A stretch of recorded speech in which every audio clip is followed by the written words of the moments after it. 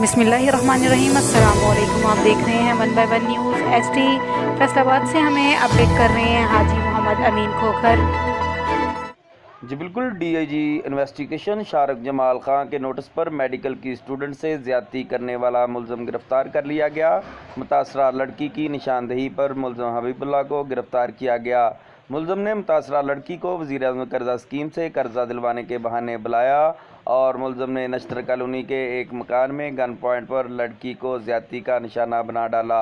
Medical report में मुतासरा लड़की से ज़्यादती का होना पाया गया। Incharge gender cell model town Saddaf Rashid ने हमरा टीम मुलज़म को गिरफ़्तार किया। DIG शारक जमाल ने 1 बाय 1 न्यूज़ HD से गुफ्तगू करते हुए कहा, ज़्यादती के मरतब अफराद किसी रायत के मुस्तहिक नहीं। शहरियों के जान माल की हिफाजत पुलिस की अवलीन तरजीह है।